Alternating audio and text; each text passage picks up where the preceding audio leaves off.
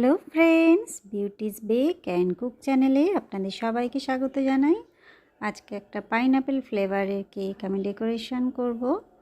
কেকটা ছিল আমার 1 পাউন্ডের। আমি কেক স্পঞ্জটা প্রথমে রেডি করে নিচ্ছি। উপরের যে শক্ত ভাগটা থাকে সেইটা আমি প্রথমে কেটে বাদ দিয়ে দিলাম। এবার আমি এটাকে 3টে লেয়ারে সমানভাবে কেটে নিচ্ছি। আমি এক হাতে চেপে ধরেছি, টার্ন টেবিলটা কিন্তু ওইভাবেই ঘোরাচ্ছি, আর এক হাতে নাইফ দিয়ে এটাকে কেটে নিচ্ছি। দেখুন প্রত্যেকটা লেয়ার কিন্তু আমার সমানভাবে কেটে যাচ্ছে।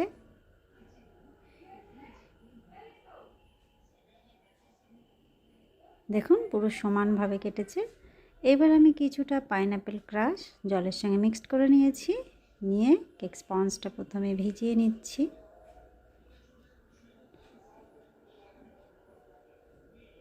আমি কিছুটা ক্রিম দিলাম।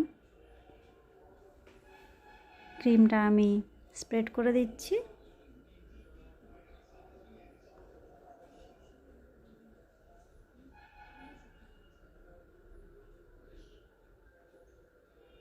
আমি কিছুটা ক্রাশ দিচ্ছি। আমি যেহেতু জলে অনেকটা পরিমাণ ক্রাশ দিয়েছি, এই কারণে ক্রিমে একটু অল্পই দিলাম। এরপর আমি সেকেন্ড লেয়ারটা দিয়ে সমানভাবে জল দিয়ে কেকটা সোক করিয়ে নিচ্ছি।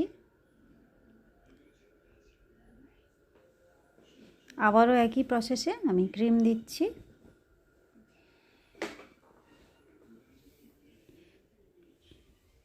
এইভাবে পাইনাপেল ফ্লেভারের কেকগুলো কিন্তু বানালে ভালো খেতে লাগে। তবে এর সঙ্গে যদি আপনারা কেক স্পঞ্জ রেডি করার সময় ইমালশন দেন কিংবা ডাইরেক্ট ফ্রুটস দেন, সেগুলো খেতে আরও বেশি ভালো হবে, আরও বেশি মজাদার হবে। তবে প্রত্যেকটা জিনিস বাজেটের উপর ডিপেন্ড করে। আমি এরপরে 3 নম্বর লেয়ারটা দিলাম। দিয়ে আমি এটাকে প্রথমে ক্রাম কোট করব, করে তারপর ফ্রিজে রাখবো 10 মিনিটের জন্য।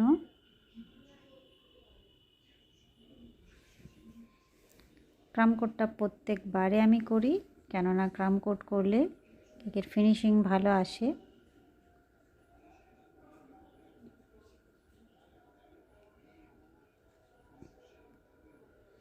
তবে হাতে যদি টাইম না থাকে সেক্ষেত্রে কিছু বলার নেই, একই সঙ্গে ফাইনাল লেয়ারটাও দিতে হয়। তবে চেষ্টা করবেন 10 মিনিটের জায়গায় অন্তত 5 মিনিট যদি ফ্রিজে রাখা যায় তবুও ভালো। আমি এটা 10 মিনিট ফ্রিজে রেখেছিলাম।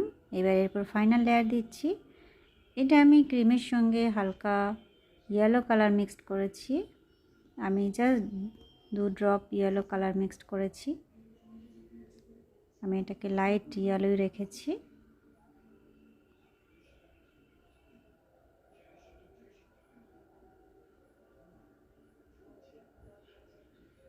এই কাজটা করার সময় একটু টাইম নিয়ে ধীরে সুস্থে করতে হবে, তাড়াহুড়ো করলে হবে না, তাহলে ফিনিশিং ভালো আসবে না।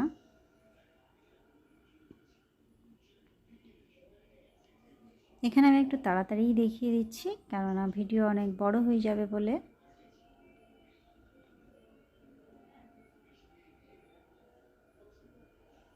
এইভাবে আমি ফাইনাল ফিনিশিংটা দিয়ে নিলাম। একটা ব্রাশ দিয়ে সাইডে একটু টেনে দিলাম। আমি পাইপিং ব্যাগে গ্রিন কালারের ক্রিম নিয়েছি। পাইপিং ব্যাগটা ছোট করে কেটে নিয়েছি। নিয়ে আমি প্রথমে কয়েকটা লাইন এঁকে নিচ্ছি। এখানে আমি 2 ধরনের নজেল নিয়েছি, একটা হচ্ছে নূর 44 আর একটা নিয়েছি নূর 11। এই দুটো নজেল দিয়ে আমি ফুলটা বানাচ্ছি।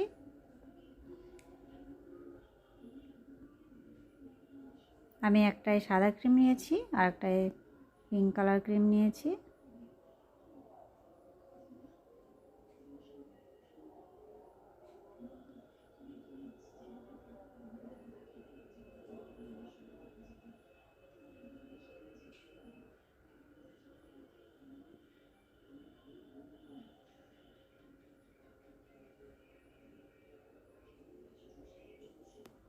দুটো কালার দিয়েই আমি যেখানে যেখানে যেটা ভালো লাগবে সেইভাবে ফুলগুলো বানিয়ে নিচ্ছি।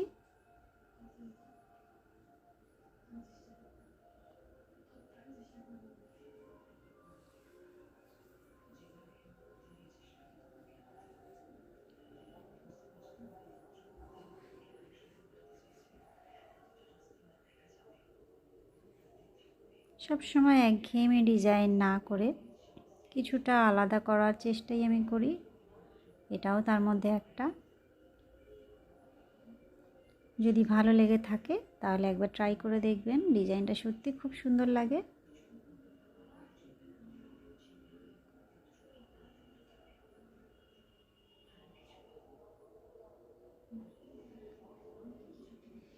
আমি সেম পাইপিং ব্যাগটা একটু ছোট্ট করে কেটে নিয়েছি, আর ছোট্ট ছোট্ট পাতা এর থেকে বানাচ্ছি আমি ভি শেপ করে পাইপিং ব্যাগটা কেটে নিয়েছিলাম।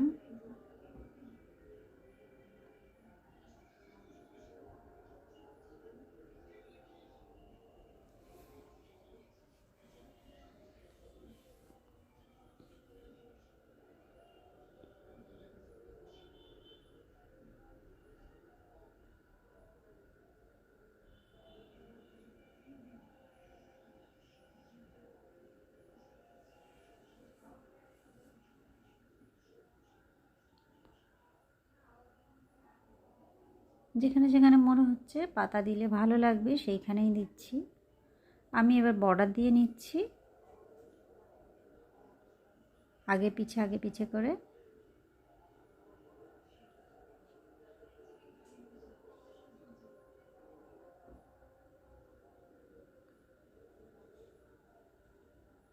বর্ডারটা কমপ্লিট। এবার আমি চকলেট গানাশ নিয়েছি, নিয়ে সাদা ফুলগুলোর উপরে কয়েকটা ডট ডট করে দিচ্ছি।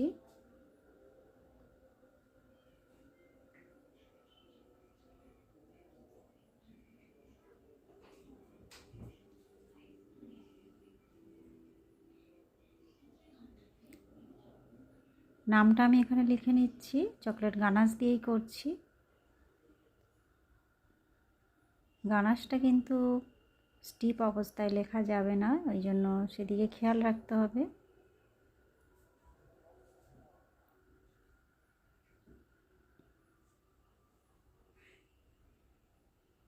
আবার খুব বেশি পাতলা গানাশ দিয়ে লিখতে গেলে অসুবিধা হবে।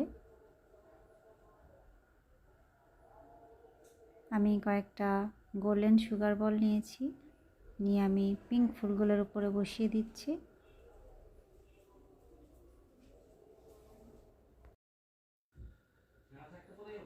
কয়েকটা আমি সাইডে বর্ডার হিসাবেও ব্যবহার করব। এই সুগার বলগুলো কিন্তু খাওয়া যায়। আমি কিছুটা মাঝখানেও সুগার বল দিয়ে দিচ্ছি। দেখুন বন্ধুরা, কেকটা আমার কমপ্লিট। ভালো লাগলে অবশ্যই একটা লাইক করবেন, চ্যানেলটা সাবস্ক্রাইব করে রাখবেন। আরও বিভিন্ন ধরনের কেকের ডিজাইন আমার চ্যানেলে আছে, সেইগুলো দেখেও অনেক কিছু আইডিয়া আপনারা করতে পারেন। সবাই ভালো থাকবেন, দেখা হবে নেক্সট ভিডিওয়ে। Bye bye.